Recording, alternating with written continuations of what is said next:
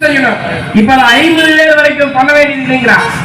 அப்போ இந்த நாட்டில் இருக்கிற தொழிலாளி அத்துக்கூலியாக, தினக்கூலியாக, கான்ட்ராக்ட் கொத்தடிமையாக அவன் வேலை செய்யறதுல செத்து விழுந்தாலும் கூட இனிமேல் இந்த சட்டம் எது அவனுக்கு எந்த நிவாரணம் கொடுக்காது, எந்த பரிகாரம் செய்யாது. இந்த அரசாங்கம் இந்த தொழிலாளிகளுடைய சாவுக்கு பொறுப்படுத்திக் கொள்ளாது. ஒப்பந்த தொழிலாளர் சட்ட கேடு கட்டவரமா திருப்பி வச்சிருக்கிறான். அப்ப இதை எப்படி ஏற்றுக்கொள்ள முடியும்? இதுக்கு எல்லாத்துக்கும் மேல இன்னைக்கு இருக்கிற அமைப்பு சாரா தொழிலாளர் நல வாரியங்கள், கட்டட கட்டுமான தொழிலாளர் நல வாரியங்கள், இன்னைக்கு தமிழ்நாட்டில் 17க்கும் மேற்பட்ட நல வாரியங்கள் மாநில அரசாங்கம் நடத்திட்டு இருக்குது.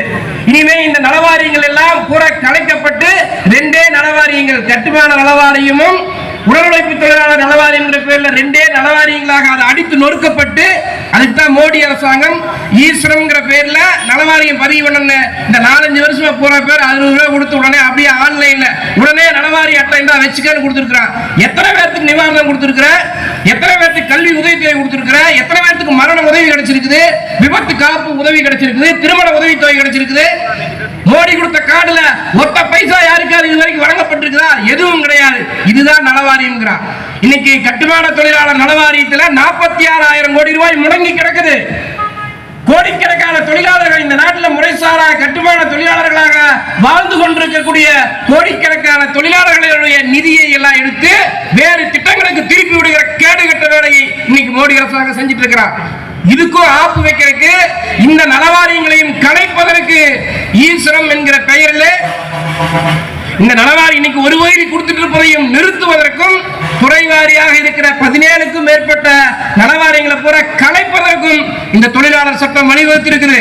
அப்ப இது எப்படி ஏற்றுக்கொள்ள முடியும்? அப்ப இந்த சட்டத்தை இன்னைக்கு இங்க இருக்கிற அதிமுகவும் பிஜேபியும் ஆதரிக்கிறார்கள் என்றால் எப்பேற்பட்ட அயோக்கியத்தனத்தை செய்கிறார்கள். தமிழ்நாட்டு தொழிலாளிகள் இந்திய நாடு முழுவதும் எங்கெங்கோ இருந்து வந்து வேலை செய்யக்கூடிய தொழிலாளர்களுக்கு ஒரு குறைந்தபட்ச சட்ட பாதுகாப்பு கூட இந்த கேடுகட்ட மோடி அரசாங்கத்தில் இல்லாமல் செய்கிற சட்ட தொகுப்பு தான் இந்த தொழிலாளர் சட்ட தொகுப்பு. எந்த தொழிலாளிக்கும் பாதுகாப்பு இல்லை. இனி வாழவே முடியாது. கொத்தடிமைகளாக, பண்ணை அடிமைகளாக வாழ்ந்த காலத்தை நோக்கி தள்ளி கொண்டு போயிட்டு இருக்கிறாங்க. தொழிலாளர் நடத்திய போராட்டங்களை எல்லாம் கேலிக்குரியதாக மாற்றி இருக்கிறார்கள். அப்ப எந்த விதமான அடிப்படை உரிமைகளும் இல்லாமல் செய்வதை மோடி அரசாங்கம் இந்த தொழிலாளர் சட்டங்கள் வாரியாக செய்யறார். இதுக்கு முழுமையாக கார்ப்பரேட் பெருமுதலாளிகள் பின்னாடி இருக்கிறார். அவனுடைய வருங்காலத்தில் இந்த நாட்டில் கோடிக்கணக்கான பல ஆயிரம் கோடி ரூபாயை நாங்கள் முதலீடு போற போறோம், தொழிற்சாலை தொடங்க போறோம். இந்த தொழிற்சாலைகள் எல்லாம் இந்த தொழிலாளர் சட்டங்கள், இன்னைக்கு இருக்கிற சட்டங்கள் இருந்தால் அவர்களுடைய லாபம் குறையும். அவர்களுக்கு இடையூறா இருக்குது, கொள்ளையடிக்க முடியாது, எல்லாம் பேப்பர் தான் இருக்குது. இதையெல்லாம் தாண்டி எந்த சட்டத்தையும் இன்றைய கார்ப்பரேட் முதலாளிகள் அமல்படுத்தவில்லை. இந்த அரசாங்கங்களுக்கு பயந்துக்கவே கிடையாது. இந்த முதலாளித்துவ அரசாங்கங்கள் போட்டு வச்சிருக்கிற சட்டங்கள் காகிதத்தில் தான் இருக்கு. இதே நடைமுறைக்கு வர மாட்டேங்குது. இன்னைக்கு காகிதத்தில் இருக்கிற இந்த சட்டங்களையும் இல்லாமல் செய்வதற்கு, அது பேப்பர்லையும் இருக்கக்கூடாது.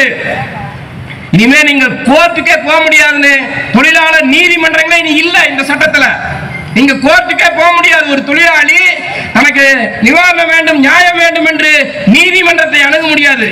நீதிமன்றமே இல்லை இந்த சட்டத்துல. இனிமே தீர்ப்பாயங்கள், ஓய்வு பெற்ற ஒரு நீதிபதி இருப்பாரு, கூட நிர்வாகத்துடைய ஒரு ஆள் வந்து உட்கார்ந்து இருப்பாரு. அவங்க 2 பேரும் தான் விசாரிப்பாங்க. சட்ட அங்கீகாரம் கிடையாது. முதலாளிகளால் நியமிக்கப்படுகிற ஒருவர் தீர்ப்பாயத்தில் வந்து உட்கார்ந்தா என்ன தீர்ப்பு சொல்லுவாரு? இன்னைக்கு திருப்பரங்குன்ற மலைக்கு சுவாமிநாதன் நீதிபதி கொடுத்திருக்கிற தீர்ப்பு மாதிரி தான் வரும். அவர் விருப்பப்பட்டார்னா கல் தூண்லையும் கொண்டு போய் தீபம் ஏத்து, இல்லைன்னா நான் கலவரம் பண்ணுவேன், நான் நீதிபதியா, இல்லைன்னா நானே போய் தீபம் போடுவேன்னு சொல்றான் ஒரு நீதிபதி. இந்த நாடு நீதிபதியாவ? நீதிபதியா? இதுக்கு ஒரு நீதிபதி தேவையா இந்த நாட்டில்? அப்ப இப்படிப்பட்ட நீதிபதிகள் தான் தொழிலாளர் சட்டத்துல நீதிமன்றங்களுக்கு பதிலாக போடக்கூடிய தீர்ப்பாயங்கள் வந்து உட்கார்ந்து இருப்பான். அவன் என்ன சொல்லுவான்? பாதிக்கப்பட்ட தொழிலாளிக்கு நியாயம் சொல்வார்களா? பாதிக்கப்பட்டிருக்கிற தொழிலாளிகளுக்கு நிவாரணம் கிடைக்குமா? இன்னைக்கே வந்து இந்த சட்டங்கள்லயே தொழிலாளர் நீதிமன்றங்கள்ல 20 ஆண்டுகள் 30 ஆண்டுகள் வழக்கு நடத்தி அந்த தொழிலாளி ஓஞ்சு போய் செத்து போனாங்க கூட நீதி கிடைக்காத நீதிமன்றங்களாக இன்னைக்கு இருந்துட்டு இருக்கு. இந்த நீதிமன்றங்களும் இல்லாமல் போகுது. அப்ப எவ்வளவு பெரிய அநியாயத்தின் நாட்டில் நடத்தி கொண்டிருக்கிறார்கள். இந்த கேடுகட்ட மோடி அரசாங்கம் ஆட்சிக்கு வந்ததுக்கு பிறகு எத்தனை சட்டங்கள், ஒரு சட்டமாவது இந்த நாட்டுடைய தொழிலாளி உழைப்பாளி மக்களுக்கு சாதகமா இருந்திருக்கான்னு யோசிச்சு பாருங்க. பண மதிப்பிழப்பு,